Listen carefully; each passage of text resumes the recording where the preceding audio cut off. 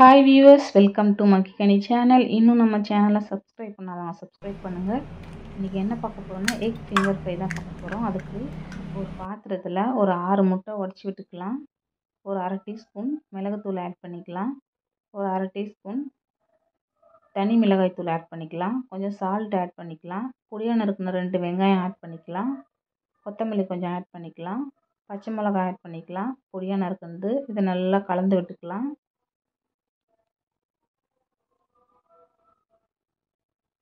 கட்டி இல்லாத நல்லா கலந்து விட்டுக்கலாம். எல்லாமே மிக்ஸ் ஆகிற மாதிரி இதை ஒரு பாத்திரத்தில் தண்ணி கொதிக்க வச்சு அதில் ஸ்டாண்டு வச்சு இதை ஒரு 10 நிமிஷம் 10லேருந்து ஒரு 15 நிமிஷம் நம்ம வேக வச்சு எடுத்தால் நமக்கு இது ரெடி ஆகிடும். இது வெந்துடுச்சுன்னு எப்படி நம்ம பார்க்குறதுனா, நம்ம ஒரு கத்தி எடுத்து நடுவில் குத்தி பார்த்தோம்னா ஒட்டாத வரணும். அப்போ இது வெந்துடுச்சுன்னு அர்த்தம். பாருங்கள், ஒட்டாமல் வந்துடுச்சு. இதை நம்ம கட் பண்ணி எடுத்துக்கலாம். நமக்கு எந்த சைஸ்க்கு வேணுமோ அந்த அளவுக்கு நம்ம கட் பண்ணி எடுத்துக்கலாம். இப்போது ஒரு பவுலில் ஒரு 50 ml பால் எடுத்துக்கிட்டு அதில் ஒரு முட்டை நல்லா உடச்சி நல்லா அதையும் நல்லா கலந்து விட்டுக்கலாம். இப்போது இந்த கட் பண்ணி வச்சுருந்த இந்த முட்டையை மைதா மாவில் நல்லா பரட்டி எடுத்துக்கலாம். அப்படியே இந்த பால்லையும் மூழ்கி எடுத்துக்கலாம். நெக்ஸ்ட்டு இந்த பிரெட் க்ரம்ஸில் நல்லா பரட்டி எடுத்துக்கலாம்.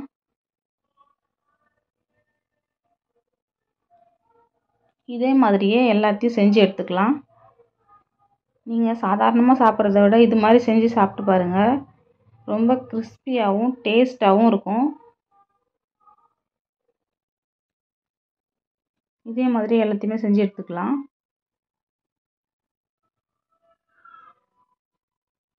செஞ்சு எடுத்ததை சூடான எண்ணெயில் போட்டுக்கலாம். இது போடும்போது அடுப்பு கொஞ்சம் லோ ஃப்ளேமில் இருக்கணும். கொஞ்சம் அதிகமாக இருந்துச்சுன்னா தீஞ்சிரும்.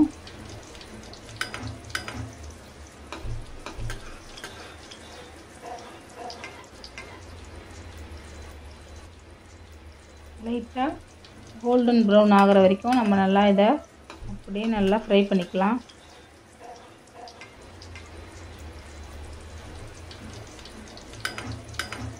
இப்போ பாருங்கள், நல்லாவே கலர் மாறிடுச்சு.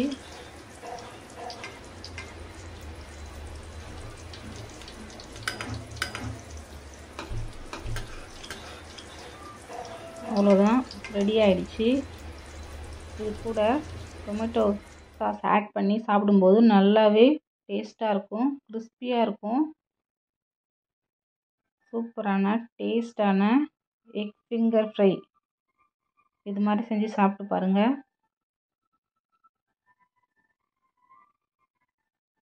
என்னோடய வீடியோவை பிடிச்சிருந்தா லைக் பண்ணுங்கள், ஷேர் பண்ணுங்கள், கமெண்ட் பண்ணுங்கள். முக்கியமாக மகிகனி சேனலை சப்ஸ்கிரைப் பண்ணுங்கள். தேங்க்ஸ் ஃபார் வாட்சிங்.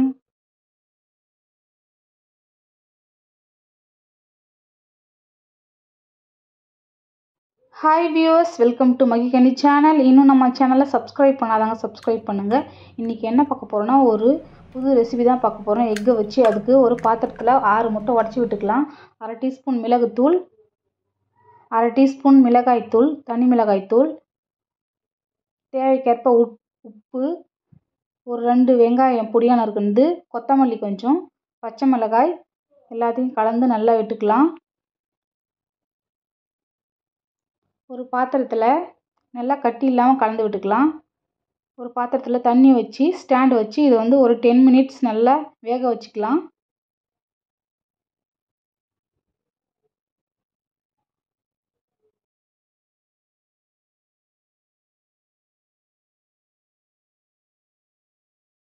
இப்போ பார்த்தீங்கன்னா எப்படி வெந்துருச்சுன்னு பார்க்குறதுக்கு நம்ம ஒரு கத்தியோ வச்சு நம்ம குத்தி பார்த்தோம்னா ஒட்டாமல் இருக்கணும். அப்போ தான் வெந்துருச்சுன்னு அர்த்தம். இதை நம்ம நல்லா கட் பண்ணி எடுத்துக்கலாம். இது மாதிரி நமக்கு எந்த சைஸ் வேணுமோ அந்த மாதிரி கட் பண்ணி எடுத்துக்கலாம். இப்போது ஒரு பாத்திரத்தில் 1 டீஸ்பூன் அரிசி மாவு, 1 டீஸ்பூன் கடலை மாவு, 1 டீஸ்பூன் மைதா மாவு, மிளகாய்த்தூள் தேவைக்கேற்ப, உப்பு தேவைக்கேற்ப, இஞ்சி பூண்டு பேஸ்ட்டு இதெல்லாம் ஆட் பண்ணி நல்லா மிக்ஸ் பண்ணி எடுத்துக்கலாம்.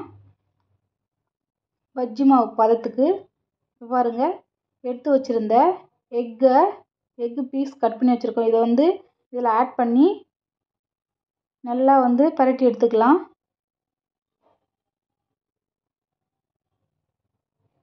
இப்போது இதை சூடான எண்ணெயில் போட்டு எடுத்துக்கலாம்.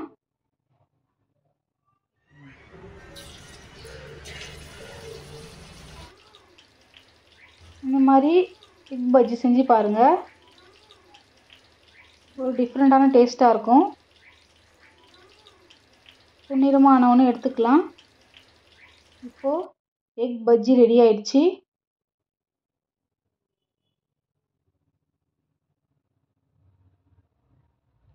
என்னோடய வீடியோ பிடிச்சிருந்தா லைக் பண்ணுங்கள், ஷேர் பண்ணுங்கள், கமெண்ட் பண்ணுங்கள்.